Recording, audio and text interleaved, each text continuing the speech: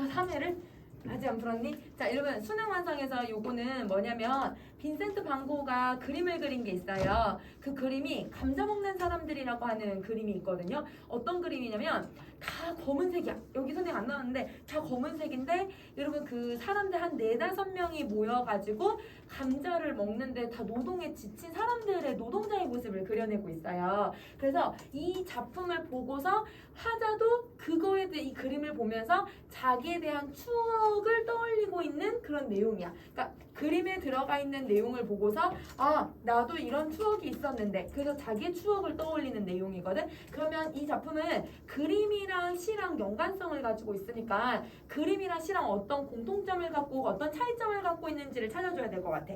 자, 그럼 우선 1년 한번 가볼게요. 식구들은 둘러앉아 삶은 감자를 말없이 먹었다. 그럼 여러분 여기서 삶은 감자 얘에다가 네모 표시를 해주시고요. 이 네모 표시를 한 건 여러분 뭘 의미하고 있냐면 감자 먹는 사람들이라고 하는 이 작품의 시와 소설의 시와 여러분 그림을 연결해주는 애들. 그래서 얘는 여러분 시적 모티프가 돼요. 시적 모티프가 돼요. 여기 앉아요. 오늘 17쪽이야? 17쪽? 이 영상하면 너 이름 다 들어가. 자, 시점 모티프.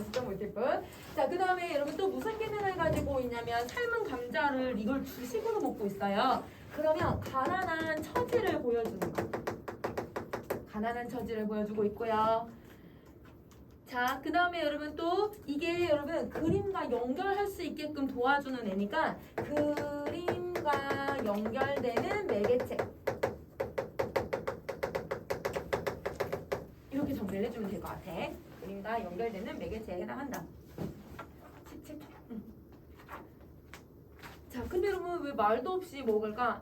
너무 노동이 힘드니까 아무 말도 못하고서 그냥 밥을 먹는 거야. 자, 그 다음 다시 할게. 신발의 진흙도 털지 않은 채 흐린 불빛 속에서 늘 저녁을 그렇게 때웠다. 그럼 여러분 이게 힘든 노동이 한 번만 있었던 게 아니라 계속 지속되어 왔다는 걸 얘기하는 거잖아요. 그러면 여러분 여기서는 고된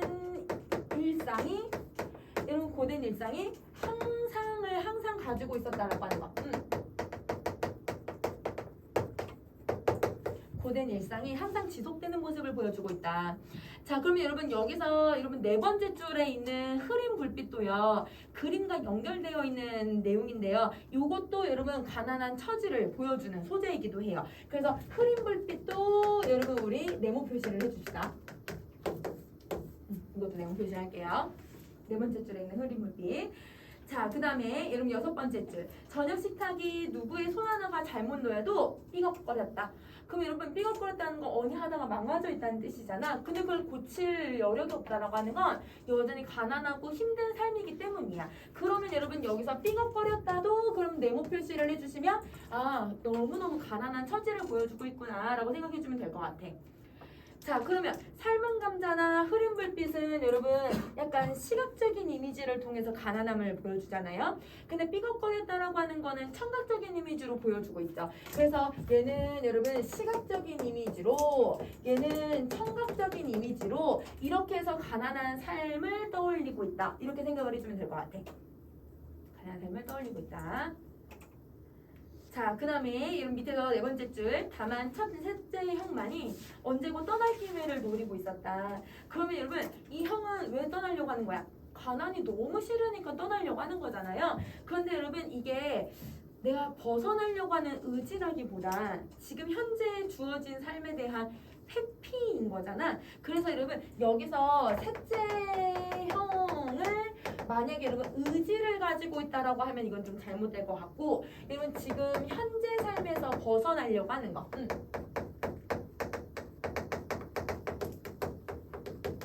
그러면 여러분 이거는 가난이 너무 싫어서 도피하려고 하는 그런 모습을 보여주고 있다. 이렇게 생각을 해주시면 돼요.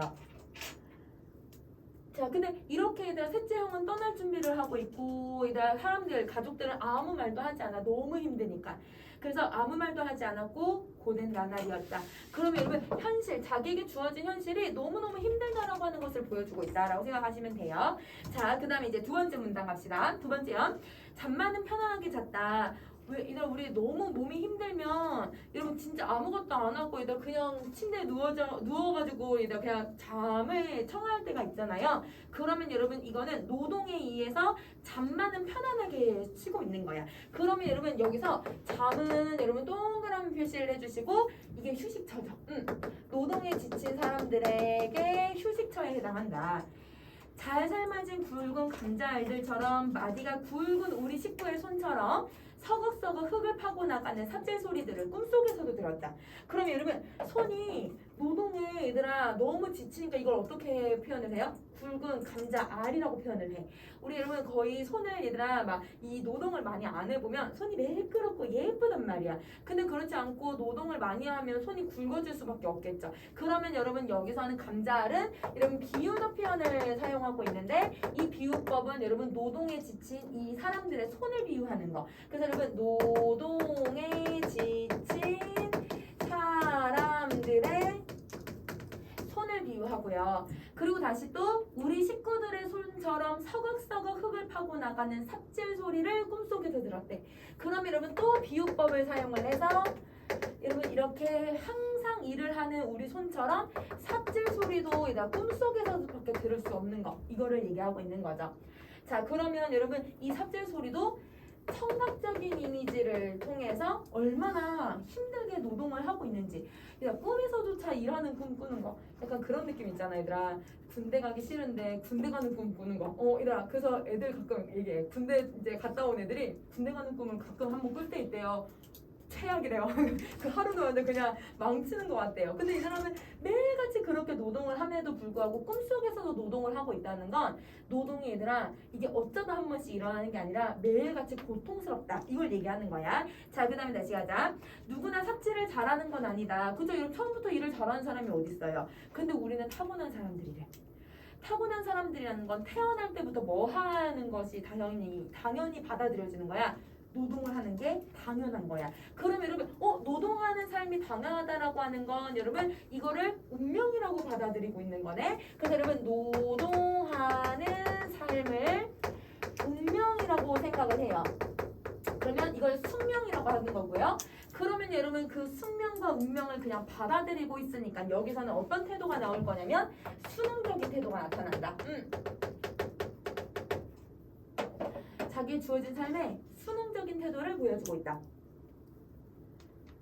자, 그럼 다시 할게. 맛있는 잠. 잠에는 막힘이 없었다. 그럼 여러분 여기서 맛있는 잠이라고 표현을 하고 있잖아. 여러분 느낌표 딱 들어가 있으니까 무슨 표현법을 쓰고 있냐면 영탄법을 쓰고 있는 것 같아요. 자, 그러면 이런 영탄법을 사용을 해서 나는 잠이 너무 좋다. 잠 너무너무 좋다. 노동에 지친 그 휴식처를 정확하게 설명을 해주는 거지. 막힘이 없었다. 그럼 여러분 잠에 스르르 그냥 잠드는 상황을 얘기하고 있는 거야. 이게 여러분 이제 2연. 근데 여러분 1년은 그림이랑 거의 비슷해요. 그림도 얘들아 책상 위에서 사람들이 모여서 삶은 감자를 먹는 그림인데 여러분 1년은 진짜 그 모습 그대로 표현을 하잖아요. 근데 2년은 잠자는 내용이 그림에는 사실 없어요. 이거는 여러분 시인이 마음대로 변형을 시킨 거죠. 이렇게 변형시키는 것을 우리는 여러분 시적 변형이라고 해요. 그림을 시적 변형을 시켜서 만들어낸 부분이야. 이어는. 자, 그럼 이제 3년도 한번 가보자. 새벽에는 빗줄기가 조금 창문을 두드렸다. 여러분 분명 아까 1년은 시간적 배경이 언제예요? 저녁을 먹으니까 아마 늦은 저녁일 거고, 그 다음에 이러면 2년은요 잠을 자고 있으니까 밤일 거고요. 그 다음에 3년은요 새벽이죠. 그러면 여러분 지금 3년에서는 여러분 저녁, 밤, 그 다음에 새벽 시간의 흐름을 사용을 하고 있네요. 시간의 흐름을 사용하고 있다. 자, 그 다음에 제일 부드러웠다. 그럼 여러분 왜 여러분 이 빗줄기 소리가 제일 부드럽다고 표현을 하고 있냐면 빗줄기는 얘들아 사실은 청각적인 이미지잖아. 근데 여러분 여기서는 그거를 부드럽다라고 해서 촉각으로 표현을 하고 있어요. 그러면 여러분 지금 비를 촉각적으로 표현을 하고 있는데 그게 왜 그런지 한번 네 번째 줄 한번 보자. 새싹들이 돋고 있으리라 믿었고 오늘은 하루쯤 쉬어도 되리라. 식구들은 목욕탕을 가고 싶었다. 이러면 비가 오니까 노동을 해도 될까 내가? 안 해도 돼. 그러니까 여러분 여기 있는 이 빗줄기도 사실은 동그라미 표시를 해주시고 뭐가 해당하냐면 휴식처라고 생각을 해주시면 되죠. 휴식처예요. 자, 근데 여러분 그 빗줄기로 인해서 새싹이 돋아날 거라고 믿고 있대. 그러면 여러분 노동을 하면서 새싹이 돋아날 거라는 걸 믿는 건 내가 농사 잘 될 거야. 농사 이제 조금만 더 해도 잘 될 수 있을 거야. 여러분 이런 생각을 가지고 있으니까 노동에 대해 어떤 희망적인 모습을 보이고 있는 거죠. 이것도 태도예요. 그다음 희망적인 모습을 보여주고 있고요. 그리고 얘들아 오늘 하루는 쉬니까 어딜 가고 싶대요? 목욕탕에 가고 싶대요. 그러면 여러분 이 목욕탕도 동그란 표시해줘도 되겠죠? 네, 휴식처니까. 얘들아 지치니까 뜨끈하게 얘들아 몸을 담그면 얘들아 몸이 이완되니까 몸이 얘들아 근육이 얘들아 뭉치고 이런 것들 다 풀 수 있잖아. 그래서 여러분 목욕탕도 휴식처. 그러면 여러분 1년까지는 그림이랑 거의 비슷해요. 근데 2년하고 3년은 사실 여러분 그림에 나와 있지는 않아서 이게 시적 변형을 시킨 거다라고 생각해주면 될 것 같아. 자, 그러면 여러분 우리 다음 페이지로 가셔서 18쪽으로 가셔서 여러분 우리 빈칸 채워보도록 할게요. 자, 여러분 우선은 핵심 정리 갑시다. 핵심 정리의 첫 번째 특징이 회화 작품을 모티프로 해서 시적으로 얘들아 뭘 했다고 했냐면 변용했다고 했어요. 그쵸? 그래서 거기 변용이라고 써주시고. 자, 그 다음 두 번째 여러분 무슨 소재를 사용해서 의미를 드러내고 있냐면 여러분 이런 감자, 흐린 불빛 이런 걸로 통해서 가난한 처지를 드러내잖아요. 상징적 의미를 드러내고 있죠. 상징적 소재를 사용해요. 자, 세 번째 여러분 그 다음에 여기 보면 어려운 막 한자어나 어려운 말들을 쓰는 게 아니라 우리가 일상에서 쓰는 말들이 들어가 있잖아요. 일상어들을 사용해서 노동에 시달리는 가족의 모습을 드러내고 있다. 근데 그거를 제목에 추억이라고 표현했으니까 화자는 그 어린 시절에 가난하고 힘들었던 시절에 대해서 추억하고 있구나 이렇게 생각해주면 될 것 같아. 자, 그러면 여러분 이렇게 정리하셨으면 그 아래 여러분 우리 정리하는 부분에다가 여러분 이렇게 한번 정리를 한번 해봅시다. 어떻게 정리를 하냐면 공통점하고 차이점을 조금 정리 한번 해볼게요. 자, 그림과의 공통점 이걸 정리 한번 하고 그 다음에 차이점도 정리 한번 해보자. 자, 여러분 그림과의 공통점은 어떤 공통점을 가지고 있냐면요. 첫 번째, 여러분 가난한 노동자의 모습이 들어간다는 거. 자, 가난한 노동자를 드러내고 근데 그 노동자가 얘들아 뭘 한다고 표현을 하고 있냐면 삶은 감자를 먹고 있대요. 여러분 감자를 먹고 있는 이 소재도 여러분 사실은 공통점에 해당하겠죠. 자, 그 다음에 세 번째 책상에 흐린 불빛이라고 하는 배경도 사실은 똑같아요. 그래서 여러분 여기 흐린 불빛이라든지 책상이라든지 여러분 이 모습이 거의 비슷하다. 그래서 배경이 유사하고요. 자, 근데 여러분 이 글을 여러분 쓴 화자는 여러분 이 글을 썼을 때 여러분 어떤 모습을 얘기를 하는 걸까요? 맨 마지막에 얘들아 막 희망적인 모습을 그래도 가지고 있는 걸 보면 자기 삶에 대한 자기 과거에 대한 얘들아 내가 왜 이렇게 가난했는지 모르겠다 진짜 원통스럽다 하면서 얘들아 자기 과거를 얘들아 비난하거나 비판하는 것이 아니라 그대는 그래도 희망은 있었고 힘들기는 했지만 그래 그랬었지 라고 하는 어떤 추억이라고 하는 제목도 들어가 있잖아요. 그러면 여러분 이들은 여러분 기본적으로 화자는 자기 과거에 대해서 긍정적인 인식을 가지고 있고요. 근데 여러분 이 그림을 그린 여러분 벤센트 반 고흐가 원래는 여러분 그 목사가 되려고 했어. 아버지가 시켜서 그 공부까지 마치고 사실 돌아다니면서 여러분 그 목사 일을 하고 있었는데 그 일을 하는 과정에서 그림을 배우기 시작을 했거든요. 근데 이제 노동자들을 많이 접하게 되잖아요. 그 노동자들이 일하는 모습을 보면서 그들이 가지고 있는 애환, 그들이 가지고 있는 어떤 슬픔을 직접 본 거야. 그걸 보고서 아 이들이 얼마나 힘들겠구나라고 얘들 연민의 감정을 가지고서 이걸 보거든. 그러니까 따뜻한 시선으로 보는 거잖아. 근데 여러분 이 작품도 사실 여러분 화자가 자기 과거에 대해서 혹은 가족들의 과거에 대해서 추억하면서 긍정적인 가치를 보이고 있으니까 여러분 이 그림을 그리는 사람이나 말하는 화자의 태도를 보면 대상에 대한 태도가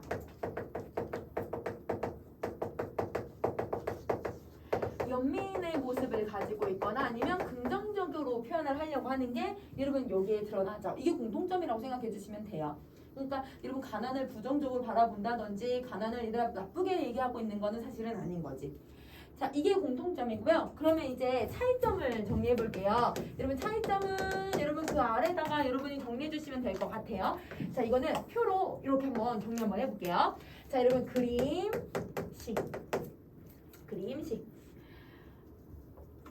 여러분 그림은 아무래도 여러분 저녁을 먹는 그 장면에 포커스를 두겠죠. 그래서 여러분 얘는 저녁을 먹는 그 장면을 집중적으로 설명을 할 거야.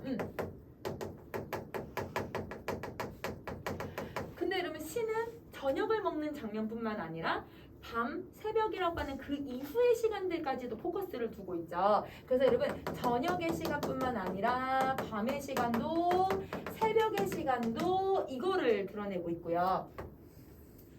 근데 이런 그림은 여러분 감자 먹는 것만 보고 있으니까 시각적인 이미지만 들어가 있잖아요. 그런데 여러분 우리 시에서는 시각, 청각, 촉각 여러 가지 이미지들 다 쓰고 있었죠. 그래서 시각, 청각, 촉각의 이미지를 모두 다 쓰면서 작품을 드러내고 있었다. 자, 그리고 여러분 그림은 정말 말 그대로 얘들아 감자만 여러분 이 포커스 그 소재가 드러나는데, 근데 여러분 시는 그렇지 않고 감자뿐만 아니라 플러스 알파에 여러분 다른 소재들이 들어가 있잖아요. 예를 들면 삽질 소리, 빗줄기, 새싹, 목욕탕 이런 다른 소재들이 들어가 있잖아요. 그래서 뭐 잠, 목욕탕, 뭐 새싹 이런 등등등 다른 소재를 드러내고 있다라고 하는 게 이 작품의 특징이라고 생각해주면 될 것 같아.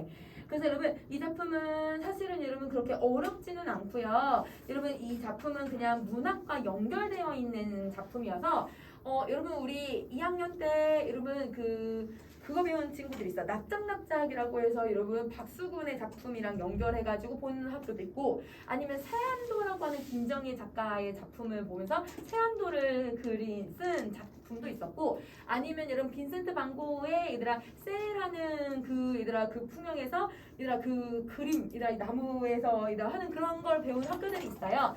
기본적으로 여러분이 교과서에서 2학년 때 문학 작품하고 여러분 그림하고의 연관성을 배웠거든요. 그래서 이게 그런 역할을 하고 있는 작품이라고 생각해주면 돼. 이런 작품은 그렇게 어렵지 않으니까 얘는 그렇게 봐주면 될 것 같아요. 자, 그 다음은 어디를 가냐면 선생님이랑 저생전을 한번 갈게요. 여러분 저생전은 몇 쪽에 있냐면 내가 졸린 사람들은 잠 세서 봐. 세서 보세요. 자, 어디를 가시냐면 여러분 49쪽 아니면 51쪽? 49쪽 아니면 51쪽 같아. 졸린 사람들 잠 좀 깨고 와야 돼. 잠 좀 깨고 와.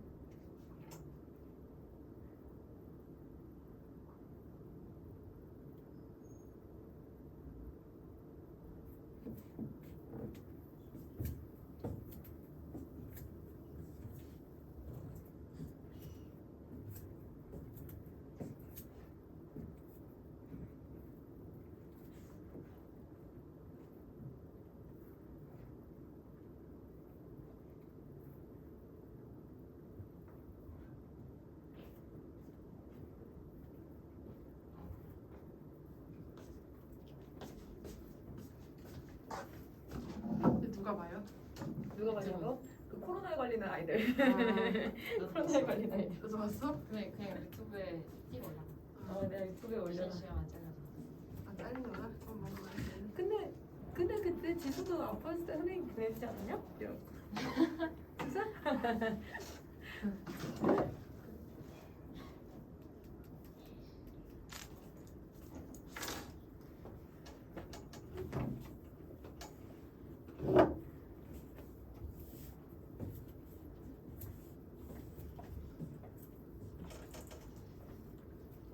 여기서 또 수업 있어요?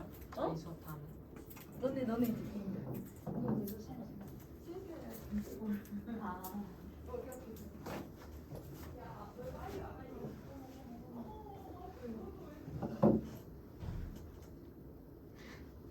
너네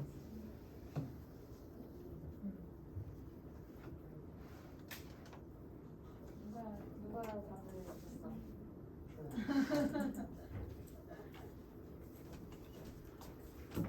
제목부터 열립니다. 제목부터 열립니다. 이렇게 잘렸어. 자, 다시 보자. 여러분 저생전을 보셨죠? 저생전은 이첨이라고 하는 작가가 썼는데요. 우선은 여러분 거기 선생님이 얘 갈래 특징을 조금 먼저 설명을 할 거예요. 자, 여러분 52 아니면 54쪽일 거거든요. 52 아니면 54쪽을 한번 보실래요? 거기 보시면 일반적인 가전체 형식과 다른 점이라고 되어 있는 부분이 있을 거예요. 그쵸? 자, 그 부분을 한번 보세요. 여러분 우리 이 작품은 가전체 형식을 가지고 있어요. 여러분 가전체 형식은 여러분 어느 시대 때 불렸던 여러분 썼던 작품이에요? 여러분 공방전이나 아니면 국선생전 이런 작품들이거든. 고려 때. 그래서 여러분 이 작품은 고려 때 불렸던 노래라서 소설이어서 고려 시대 때 어떤 여러분 특징을 가지고 있는지를 알고 있어야 돼. 여러분 고려는 어땠냐면 여러분 무신 정권이 되게 오래되면서 여러분 이 나라가 약간 도탄에 빠지게 되었잖아요.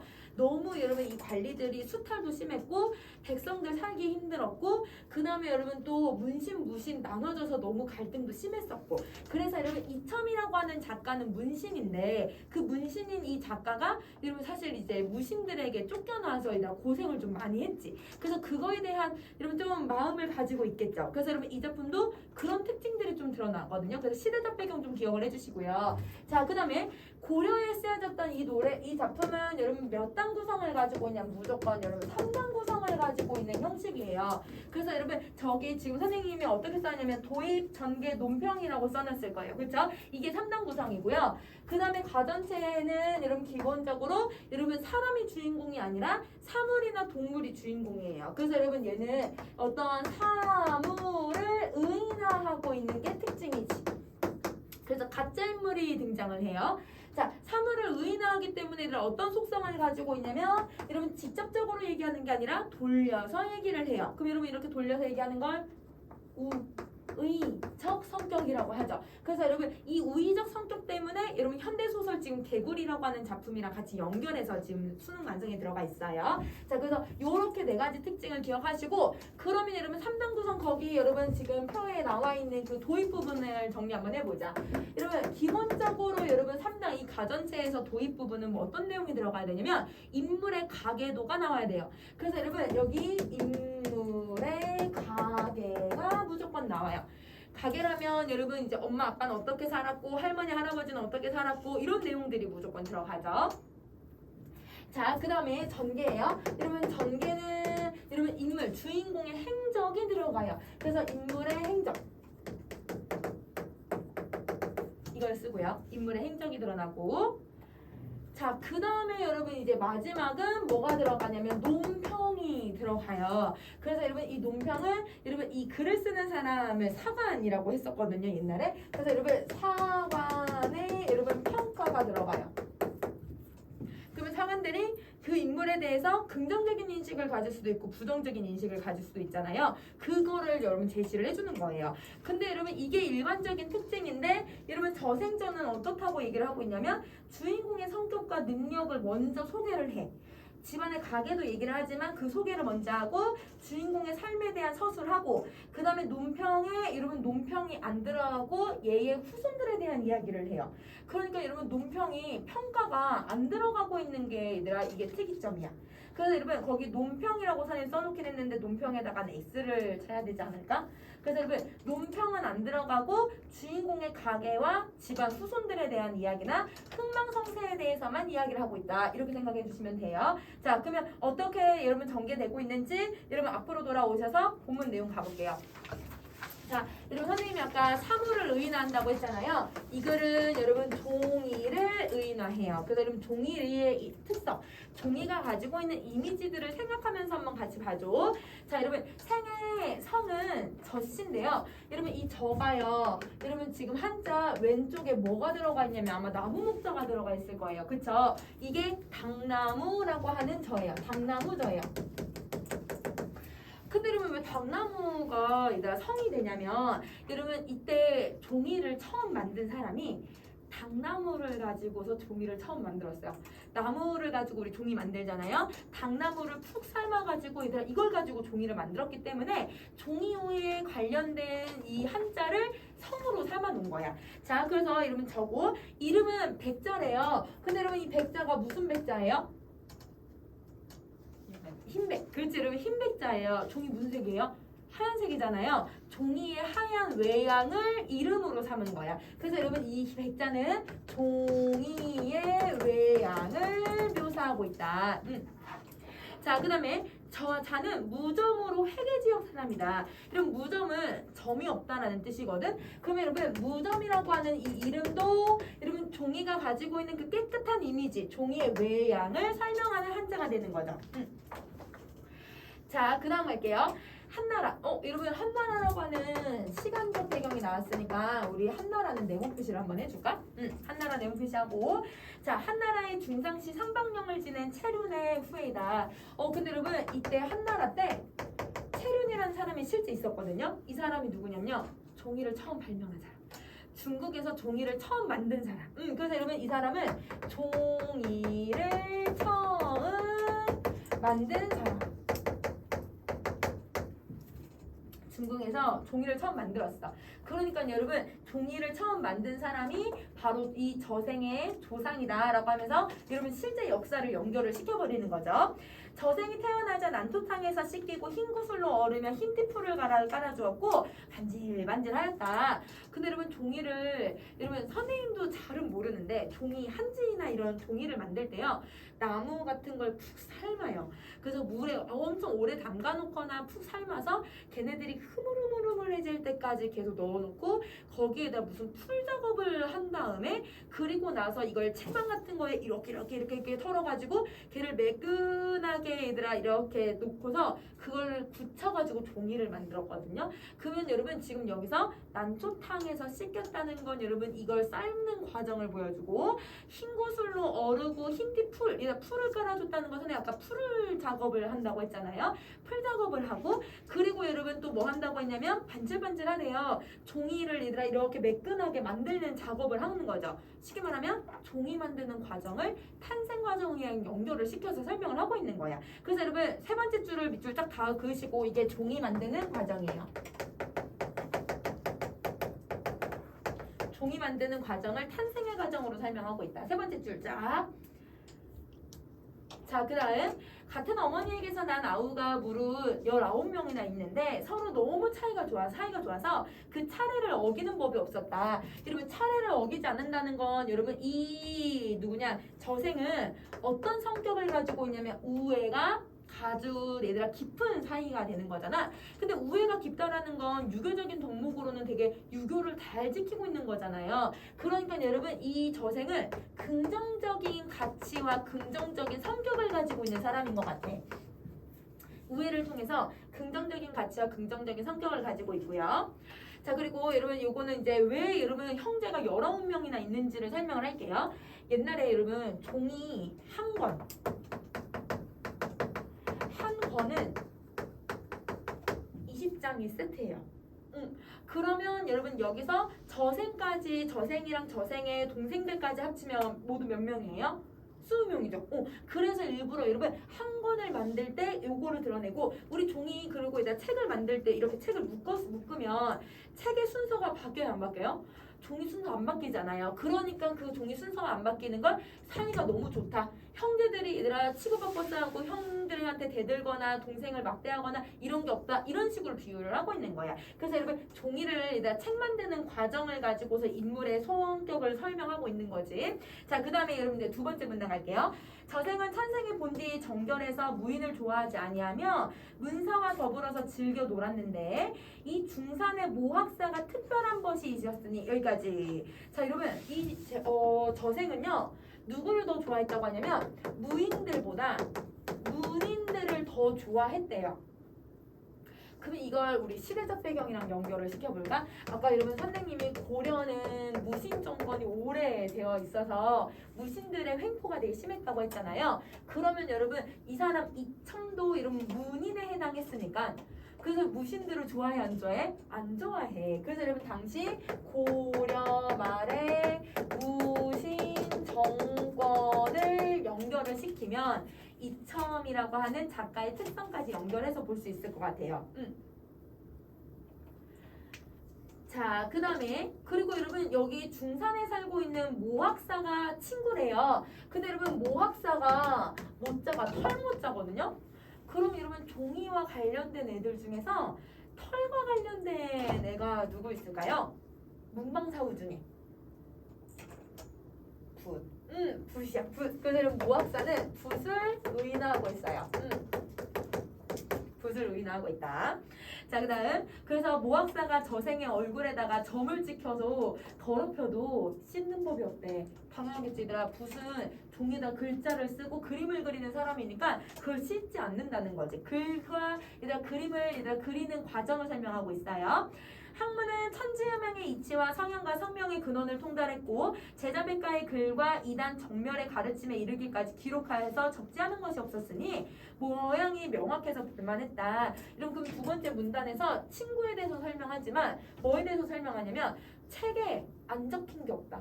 그러면 책에 안 적히고 없다는 건 모든 이치를 담은 책의 여러분 모습을 제시하고 있고요. 모든 이치를 담은 이 책의 모습을 통해서 필자가 바라는 여러분 문인들의 이상적인 모습이 여기에 반영이 돼요. 이걸 통해서 여러분 필자가 바라는 이상적인 인간상이 드러나는 거죠. 그래서 쉽게 말하면 힘만 세고 얘들아 무식하게 얘들아 막 폭력만 가하는 그런 무신들이 아니라 여러분 이렇게 문인들이나 아니면 학식과 능력을 뛰어나게 인정받는 사람들 이런 사람들이 되고 싶었을 가능성이 높죠. 그래서 여러분 요걸 보여주고요. 자 이제 세 번째 한나라가 관리를 뽑으니 저생이 방정과에 응시해서 이 말씀을 올렸다. 옛날부터 책을 만들 때 흔히 대쪽을 엮었고 그럼 대쪽에다 동그라미 1번 표시해줘.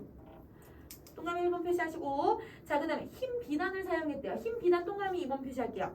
자 여러분 1번하고 2번은요 옛날에 종이가 만들어지기 전에 종이 대신 썼던 애들이에요. 그래서 얘네들은 종이 대신 쓰인 재료들인데요. 얘들 막 사극 같은데 특히 막 고구려, 백제, 신라를 배경으로 하고 있거나 아니면 중국 아주 옛날 여러분 그런 이제 영화들을 보면요. 여러분 이렇게 대나무를 또르르르 이렇게 말아가지고 대나무 막 4쪽, 8쪽으로 잘라서 이렇게 간격 요 정도로 간격 만든 다음에 거기다 글자를 쓰는 걸 봤을 거야. 그게 종이를 대신했던 옛날의 모습인 거죠. 자 그거를 사용했는데 모두 불편합니다. 신이 비록 두껍지는 않지만 청하건대 진심으로 이것들을 대신할 수 있습니다. 저희가 만약에 효과가 없으면 자기를 먹칠하셔도 좋습니다. 종이로서의 자신감을 갖는 거예요. 그래서 여러분 종이는 아주 얇아도 얘들 어때요? 뭐든 다 쓸 수 있고 오히려 더 편하잖아요. 가볍고 휴대성도 좋고 얘들 뭐든 쓸 수 있으니까 그거에 대한 자신감을 가지고 있다. 자 그다음 다섯 번째 화제. 여러분 화제는 후한 여러분 저 한나라 이후에 후한의 임금인데요. 이 후하는 임금이 사람을 시켜서 실제로 이제 시험을 해봤어요. 과연 능히 잘 기록해서 백에 하나도 놓침이 없으니 방책 다른 문제 방법을 해소할 필요가 없었다. 이에 저생을 포상해서 이러한 상을 주어서 저국공 백주자사라고 하는 벼슬에 올려서 이러면 그 다음 거 밑줄 그었죠. 만자군을 통치하게 만들었대요. 자, 근데 여러분 이 만자군 할 때 여러분 자자가 무슨 자자냐면 여러분 이게 글자 자자예요. 그러면 여러분 만 개의 글자를 가지고 있는 군사들을 통찰했다, 통솔하게 했다라고 하는 건 글자를 많이 쓰게 했다 이런 의미가 될 거야.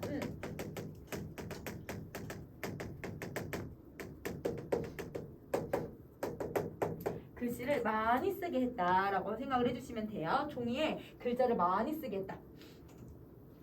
자, 그리고 봉업으로 씨를 삼았어요. 자, 그 다음에 수부, 여러분 수부는 여러분 나무 껍질을 가리키고요.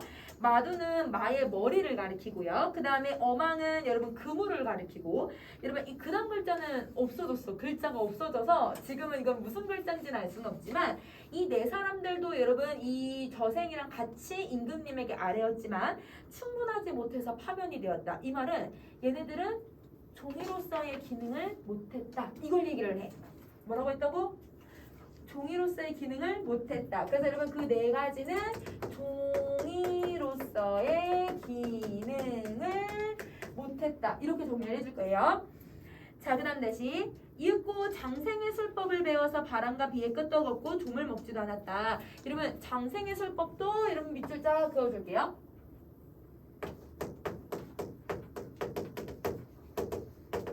쫙 그었을까? 자, 여러분 장생의 술법은요. 여러분 장생 불로장생이란 말 혹시 들어봤니? 불로장생? 여러분 불로장생이 뭐예요? 오래오래 사는 걸 얘기하잖아요. 오래오래 사는 술법을 배웠대요. 누구가? 종이가. 근데 여러분 우리 종이 500년 전, 1000년 전 종이들 지금 남아있잖아. 여러분 그 종이들 다 기록된 거 지금 남아있잖아요. 그러면 여러분 종이는 아주 오랫동안 보관할 수 있다라고 하는 뭘 갖고 있는 거예요? 장점을 가지고 있는 거죠. 이거는 수능 완성에 나와 있는 문제예요. 그래서 여러분 장생의 술법은 종이가 오래 보관될 수 있다는 장점을 제시하고 있다. 이 종이가 가지고 있는 특성을 설명하고 있는 거지.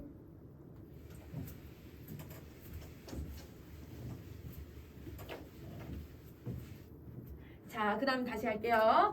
자, 그래서 매번 7일이 되면 햇볕의 전기를 마시고 변지를 털었으나 그리고 옷을 훈증하고 고요하게 지냈다. 그러니까 여러분 이 책을 잘 보관하는 방법에 대해서 설명을 하고 있어요. 자, 그럼 6번째 갈게요. 여러분 6번째 진나라예요. 그럼 여러분 진나라에다가 네모 표시하시고 한 나라가 망하고 여러분 진나라가 돼요. 그래서 여러분 진나라가 되는데 그 진나라를 봅시다.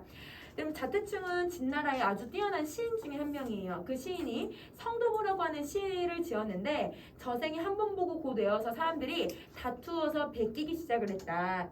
그래서 비록 평소에 서로 잘 알던 사람들도 그를 만나기 어렵기 시작을 했다. 여러분 자 진나라 때 뭐가 유행하기 시작하냐면 필사본이 유행을 해요.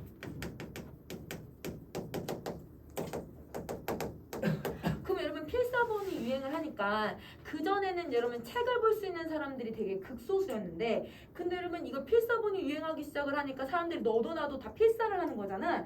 종이가 얘들아 수요가 엄청 많아지기 시작을 하는 거야. 그러니까 종이가 얘들아 귀해지니까 사람들이 종이를 볼 수 있다 없다? 없었다. 이걸 얘기하는 거야. 그래서 여러분 이것 때문에 그래서 종이의 수요가 증가하고 있다라는 것을 이렇게 말로 풀어서 설명하고 있다라고 생각해 주시면 돼요. 자, 그다음에 그리고 이후 저생은 왕후군. 여러분 왕후군은 왕이지라고 하는 사람인데 혹시 왕이지가 누군지 아니? 여러분 한석봉 선생님이 어렸을 때 봤던 책 내용이어서 정확하진 않을 수도 있는데 우리 한석봉은 누구예요? 우리나라에서 서예 되게 잘 쓴 사람 중에 한 명이잖아요. 근데 그 한석봉이 태몽이 왕이지가 나오는 꿈을 꿨대요. 엄마가. 그 엄마가 뭘로 유명해요? 나는 불고기와 떡 썰 테니 너는 글씨를 써라 이렇게 했던 사람이잖아요. 그래서 그 왕이지가 누구냐면 중국에서 진짜 유명한 서예가 중에 한 명이야. 그래서 중국엔 왕이지가 있으면 조선에는 한석봉이다 이렇게 말할 정도로 엄청 유명한 사람인데 그 왕이지가 여러분 먹으로 쓴 흔적을 받아서 해서라고 하는 서법을 얘들아 유행시키기도 했대요. 진나라 때 여러분 실제로 여러분 이 서법이 유행하기 시작을 하거든요. 그러면 실제 얘들아 있었던 일들을 종이의 삶이랑 연결을 시켜서 설명을 해주고 있는 거네. 자, 그 다음에 이제 7번째 할게요. 양나라. 자, 여러분 양나라 네모 표시해 주시고, 자, 태자 통을 섬겨서 고문서는 여러분 역사책이에요. 역사책을 함께 엮어서 세상에 전했고 황제의 명을 받들어서 위수는 얘들아 북위에 살았던 학자예요. 학자와 함께 국사를 편찬했대요. 그럼 여러분 양나라 때는 종이가 역사서로 대부분 역할을 많이 했구나. 그러면 여러분 양나라 때는 역사서를 많이 편찬했다라고 하는 여러분 실제 내용이 여기 들어갈 수 있을 것 같아요. 자, 그 다음에 그러나 위수의 호불호가 공평하지 못해서 예사라고 일컫고 사직을 청하고 있다. 사직을 청한다는 건 제가 관직에서 물러나겠습니다 라고 얘기를 하는 거예요. 그래서 소작은 여러분 정치가인데 이 정치가와 더불어서 회계일을 살피려고 하니 황제가 조서를 내려서 허락하게 했다. 그럼 여러분 역사서를 많이 편찬하기도 했지만 여러분 자기가 여러분 잘못된 사람을 얘들아 도와서 역사책을 만들었으니 그거를 얘들아 죄를 반성하기 위해서 관직에서 물러났대요. 물러나고부터 뭘 했대요? 회계일을 하기 시작을 했대요. 그럼 여러분 종이가 그전에는 책 만드는 일에 되게 집중을 했었는데 이 양나라 때부터 회계일에도 종이가 쓰이기 시작했다. 이걸 얘기를 하는 거야. 그러니까 여러분 쉽게 말하면 쓰임새의 확장. 종이가 쓰임새가 확장되고 있는 모습을 보여주고 있다. 이렇게 생각을 해주시면 돼요. 자, 근데 여러분 여기서 우리는 뭘 또 정리할 수가 있냐면 여러분 여기서 저생의 성격을 알 수 있는데요. 어떤 성격이냐면 부정적인 사람이랑 자기가 일을 했으니까 자기가 여러분 그 죄를 스스로 얘들아 임금님께 고하고 스스로 얘들아 관직에서 물러나잖아. 근데 여러분 자기 잘못을 솔직하게 얘기할 수 있다라고 하는 건 옳고 그름을 정확하게 따질 수 있는 사람인 것 같아. 그래서 여러분 이 사람은 옳고 그름을 정확하게 판단할 수 있는 사람이고 그리고 여러분 부정적인 일을 얘들아 어떻게 하려고 해요? 개선시키고 이걸 없애려고 하는 거잖아요. 뭔가 얘들아 불의를 참지 않는 사람인 것 같아요. 그러면 이거는 저생의 성격을 서술자가 직접적으로 제시해주고 있는 게 아니죠. 선생님이랑 찾아낸 거잖아요. 그러면 여러분 이걸 우리 무슨 제시라고 해요? 간접적 제시라고 하죠. 그렇죠. 이거를 간접적 제시라고 한다. 간접적 제시라고 한다. 자, 그러면 여러분 종이의 쓰임새가 엄청 확대된 상황이에요. 자, 그래서 이의 지출을 붉은색으로 수입을 먹색으로 분명하게 기록을 하니 사람들이 그 재능을 알아주게 되었다. 이렇게 얘기를 하는 거지. 자, 그 다음 이제 8번째 갈게. 이후 지후주에게 큰 총애를 받아서 늘 행신, 총애받는 신하 안악사의 무리들과 더불어서 임충각의 시를 지었고 수나라 할 때, 그럼 여러분 이번에는 이제 양나라가 끝나니까 어느 나라가 되는 거예요? 수나라라고 하는 나라가 나오네요.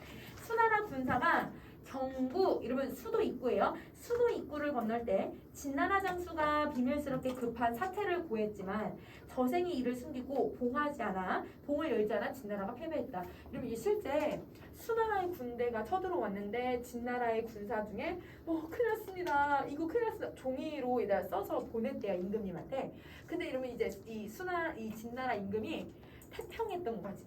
이 성까지 언제 못 들어오지 성이 막고 있는데 되게 얘들아 거만하게 행동하다가 종이 얘들아 무슨 일이 벌어졌는지도 안 열어보다가 결국은 진나라가 패망을 하게 되었거든요.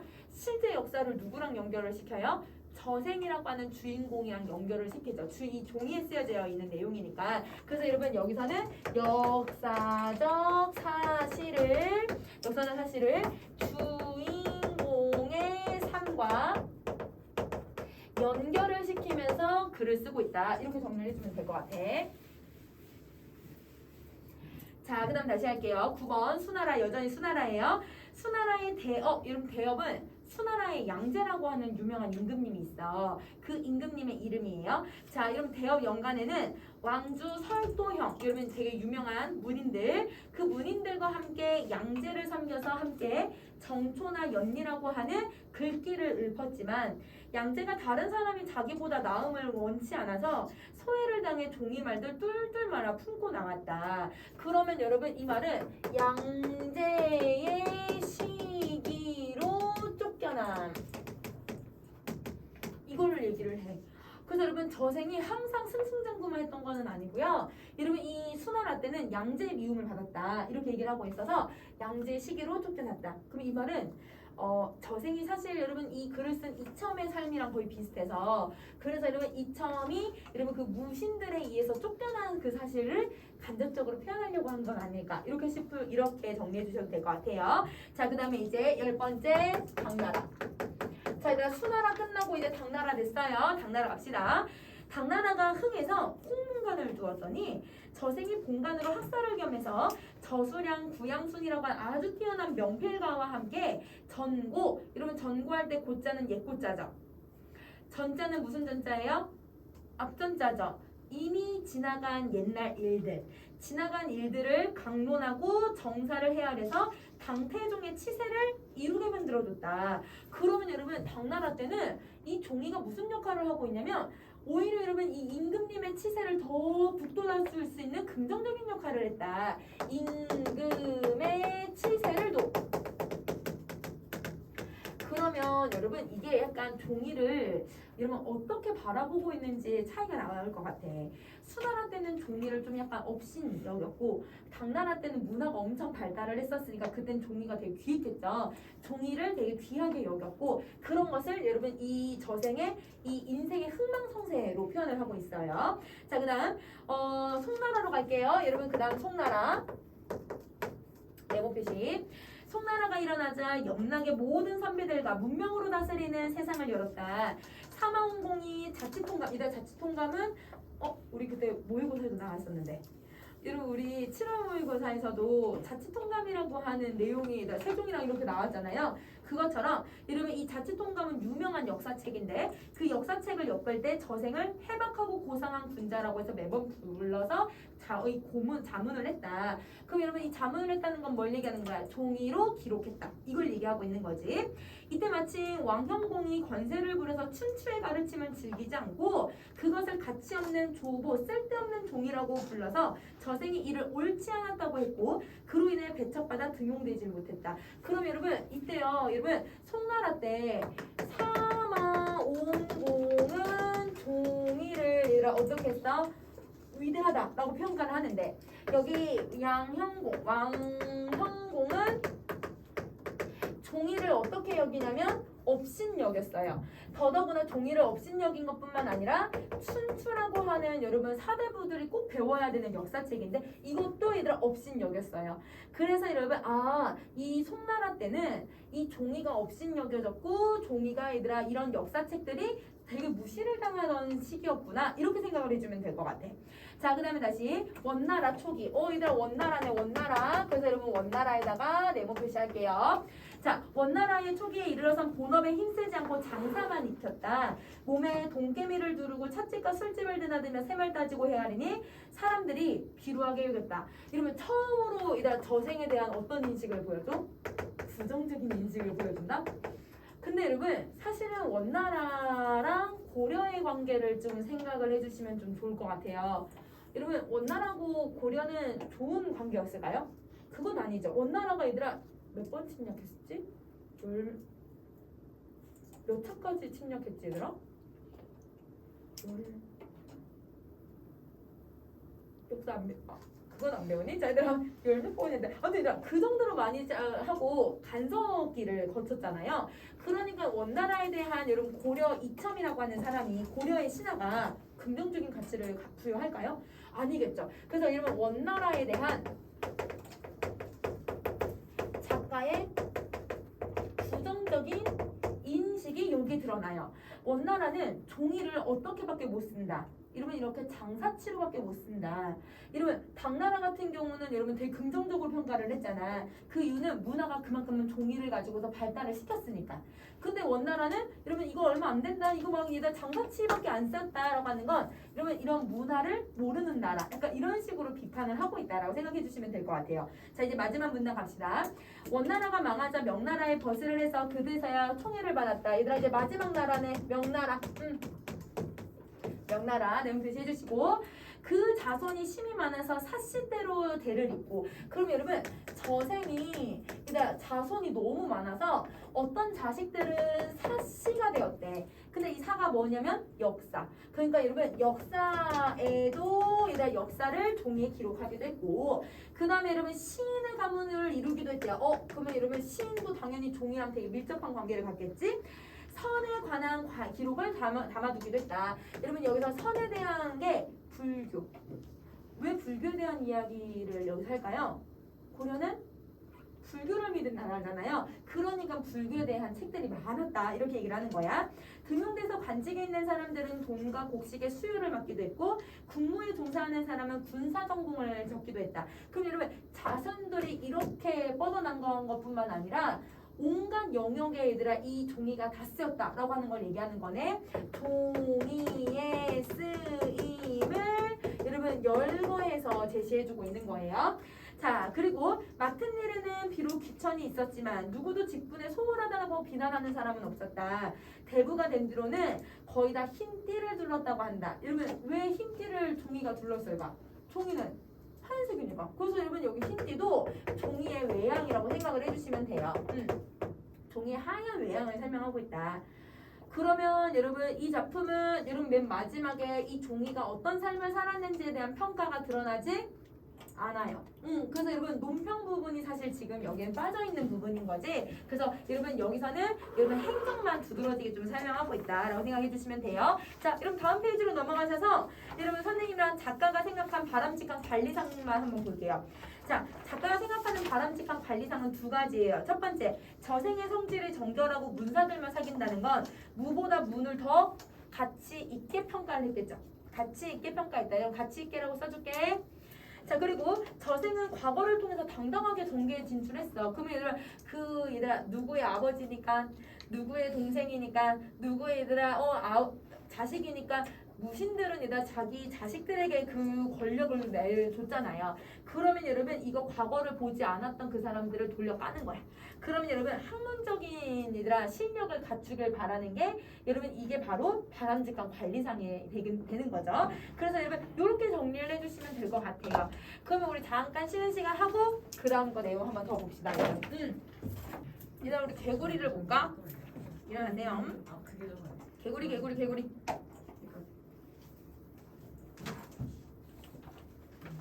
그냥 아예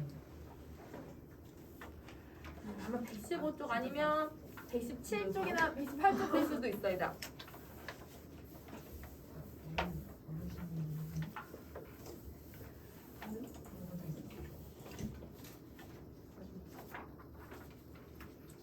가보자.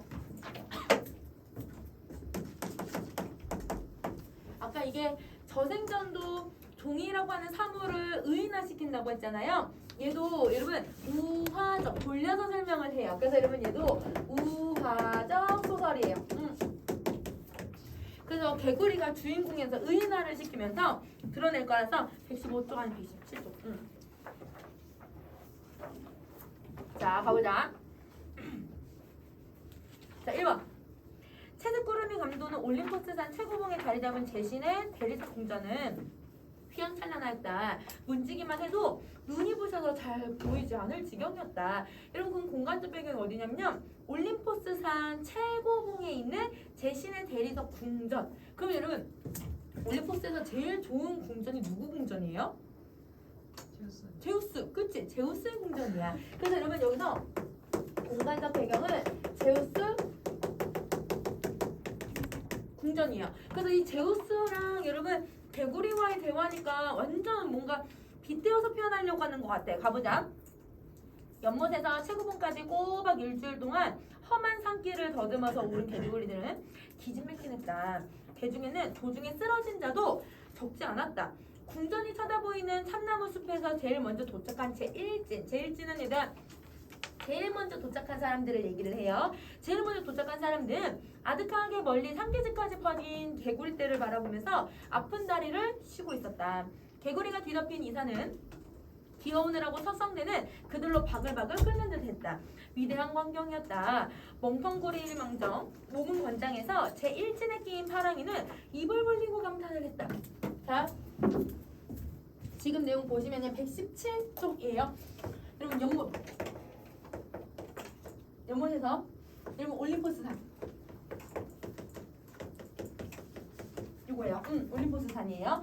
이렇게 가는 도중에 여러분 여기 지금 이 개구리들이 한 마리만 여러분 이곳을 간 게 아니라 몇 천 마리가 여기에 가고 있대. 그러면 여기에 여러분 몇 천 마리의 개구리가 여러분 이 올림포스 산을 다 뒤집어놨다. 그냥 다 뒤덮은 상태잖아요.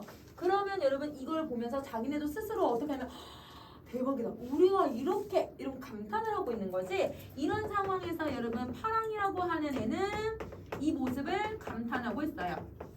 그러면 개구리들은 여러분 지금 무슨 목적으로 여기 가고 있는지도 여러분 찾아주셔야 되고 개구리를 뭘 비유하고 있는지도 찾아주셔야 되고 그러면 올림포스 산에 있는 제우스는 누구를 비유하고 있는지도 찾아주셔야 될 것 같아요. 자, 그럼 좀 더 한번 가봅시다. 자, 우리도 위대하구나. 일찍이 개구리 씨가 지상에 떨어진 이래 먹고 자고 여가를 타서 총각을 아껴서 총가가 아니라 시간을 아껴서 번식에 노력한 그들의 역사는 여기에서 대단원을 연출하고 있었다. 왜? 몇천 마리의 애들 후손들을 남겼으니까. 감탄한 건 파랑이뿐만 아니었다. 이 광경을 보는 무 개구리들은 자기의 위대성을 스스로 깨달았다. 그러면 여러분 이 개구리들은 자기네가 얘들아 힘없는 얘들아 사실 개구리들은 뱀에도 잡혀먹고 얘들아 아니면 새들한테 잡혀먹기도 하고 인간에게 치이기도 하고 이러면 이 개구리들은 사실 여러분 우리 약육강식의 세계로 본다면 최하층에 해당할 수도 있잖아요. 그럼에도 불구하고 번식을 여기까지 성공을 시켰어. 그러면 여러분 연못 안에 얘네들이 살고 있었을 때 얘네들은 스스로의 위대함과 스스로 이걸 존속시키기 위한 노력들을 하고 있었던 거지. 그러면 이곳에 노력도 하고 있고 여기에서 자신들의 위대성도 발휘를 계속 했었던 거야. 자, 그런데 얘네들이 도대체 왜 여길 갈까? 좀 더 한번 봐볼게요.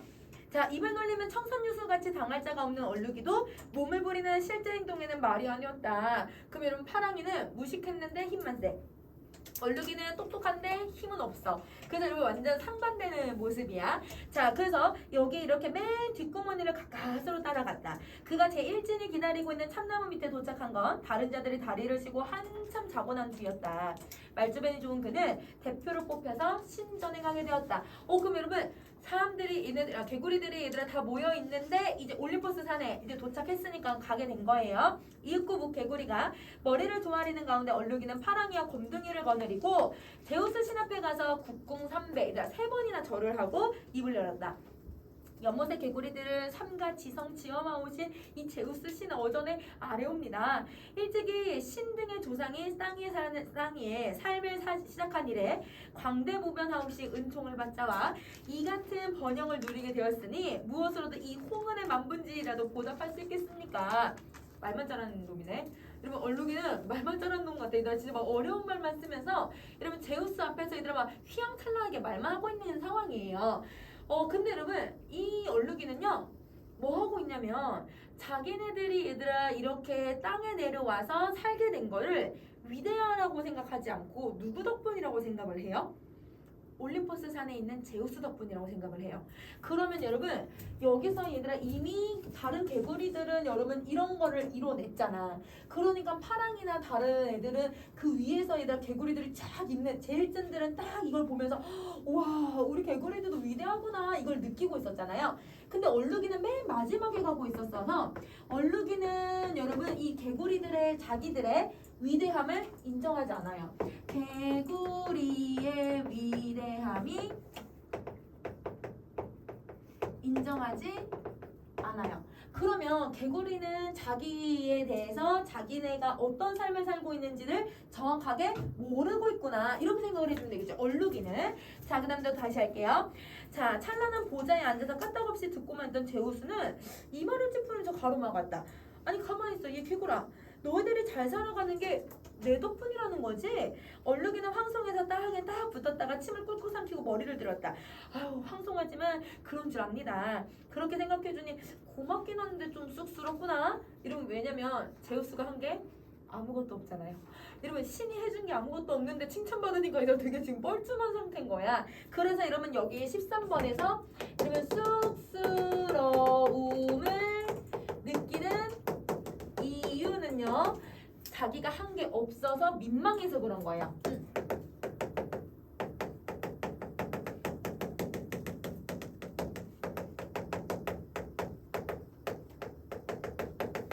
한 게 없는데 칭찬을 해줬기 때문에 그게 너무 뻘쭘해서 이렇게 이야기를 했다라고 생각해 주시면 돼요.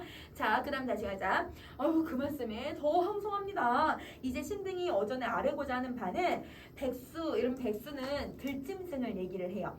들짐승에게는 사자가 있어서 사자가 들짐승들을 다스리고 백금, 이러면 금자는 날짐승들을 얘기를 해. 날짐승들은 독수리가 통치하고 있는데 유독 이런 우리 개구리만은 통치자가 없이 이렇게 제각기 멋대로 날뛰는 판국이니 이를 가려내서 여기에서 빨리 조속한 시일 내에 임금님을 내려주셨으면 좋겠습니다. 그러면 여러분 올림포스 산에 왜 왔는지 이해되세요?